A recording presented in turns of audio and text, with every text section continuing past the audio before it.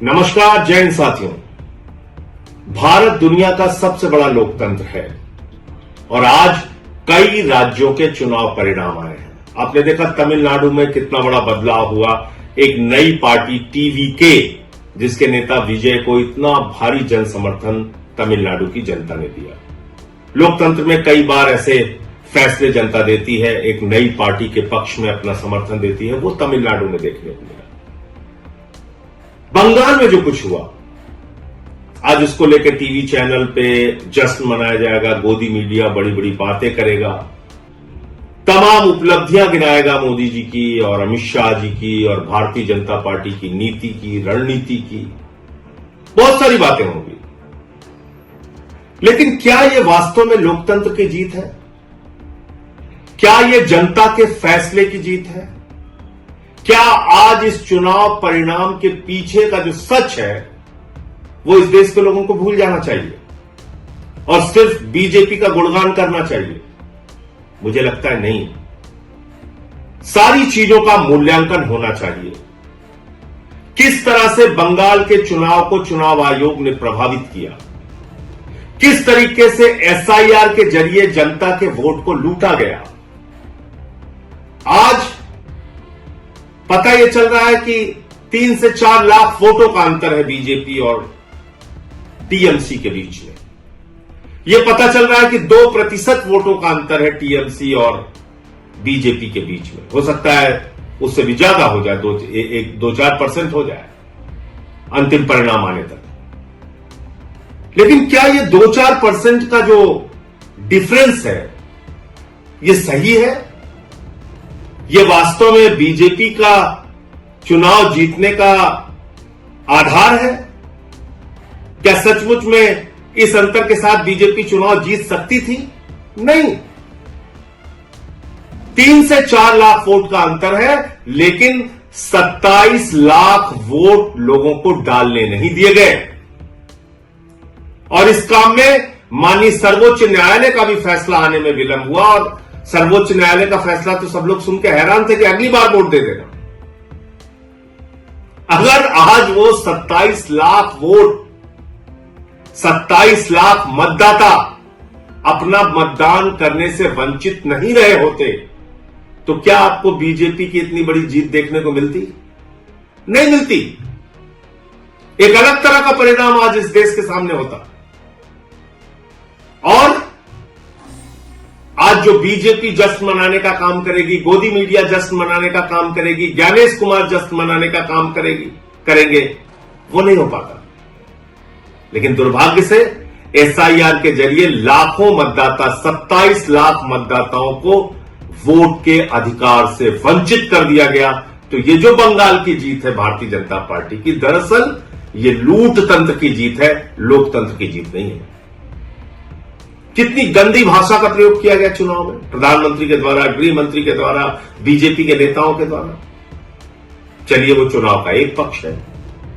किस तरह से वहां पे केंद्रीय सुरक्षा बलों का इस्तेमाल किया गया, लगभग 2.5 लाख सुरक्षा बलों का वहां पर इन्फोर्समेंट किया गया, डिप्लॉयमेंट किया गया। 2.5 लाख सुरक्षा बल लगाए गए। कल्पना कीजिए, अमेरिका ईरान से लड़ने के लिए 50,000 सैनिकों का इस्तेमाल करता है और भारत की मोदी जी की सरकार ममता बनर्जी से लड़ने के लिए 2.5 लाख सैनिकों का इस्तेमाल करती है। इतनी बड़ी दुश्मनी यह निभाई जा रही है। फिर इस चुनाव में यह भी प्रश्न उठता है कि किस तरह से विपक्ष के जो नेता थे, कांग्रेस पार्टी जो थी, राहुल गांधी जो थे, वो जाके वहां पे ममता बनर्जी को ही टारगेट कर रहे थे। 3 से 4% वोट उन लोगों ने भी काटा। वो एक अलग प्रकार का सवाल है। लेकिन इसमें आज टीएमसी की हार हो गई, ममता बनर्जी की हार हो गई और लोकतंत्र की जीत हो गई, ऐसा नहीं है। सच्चाई को छिपाया नहीं जा सकता। ये एसआईआर के घपले की जीत है, ये ज्ञानेश कुमार के घोटाले की जीत है, ये मोदी अमित शाह के द्वारा केंद्रीय सुरक्षा बलों के बेजा इस्तेमाल की जीत है, ये मोदी अमित शाह के इशारे पर चुनाव आयोग एजेंट बन के बीजेपी का जिस तरह से काम कर रहा था और वहां पर सरकारी अधिकारी चाहे चीफ सेक्रेटरी हो, डीजीपी हो, तमाम जिलों के अधिकारी हो, एसपी हो, डीएम हो, जिस तरह से उनको हटाया गया, ये उसकी जीत है, ये लोकतंत्र की जीत नहीं है। इसके अलावा भी दूसरी बात है, जनता से भी कई प्रश्न हैं। अब जैसे दिल्ली का चुनाव हुआ, दिल्ली के चुनाव में आम आदमी पार्टी ने जो वादे किए पूरा किया, उससे ज्यादा काम करके दिखाया। लेकिन अगर आपको प्रधानमंत्री के 2,500 देने के झूठे वादे पर यकीन था, तो इसमें गलती आम आदमी पार्टी और केजरीवाल की नहीं थी। आज अगर बंगाल के चुनाव में, पंजाब के चुनाव में या दूसरे राज्यों के चुनाव में भारतीय जनता पार्टी जाती है, झूठे वादे करती है, उत्तर प्रदेश के चुनाव में, और उसका मूल्यांकन किए बगैर अगर आप उसको वोट करते हैं, तो इसमें उन पार्टियों की गलती नहीं है। हमको भी अपने बारे में सोचना पड़ेगा। पंजाब में हमारी सरकार ने जो वादा किया उससे ज्यादा काम किया, दिल्ली में हमने जो वादा किया उससे ज्यादा काम किया, लेकिन मोदी जी झालमुड़ी खा के चुनाव जीत रहे हैं, झूठे वादे करके चुनाव जीत रहे, कह रहे 3,000 रुपए देंगे। दिल्ली में महिलाओं को 2,500 नहीं दिया, बंगाल में जाके कह रहे 3,000 रुपए देंगे। उनकी नफरत की राजनीति पे अगर आपको गुस्सा नहीं आता, अगर 993 रुपए सिलेंडर का दाम बढ़ जाता है उस पर गुस्सा नहीं आता, चुनाव ठीक खत्म होता है उसके तुरंत बाद, और हम लोग कह रहे थे कि निश्चित रूप से गैस के दाम बढ़ेंगे, 261 रुपए 5 किलो के सिलेंडर का दाम बढ़ गया, अब पेट्रोल डीजल के भी दाम बढ़ेंगे।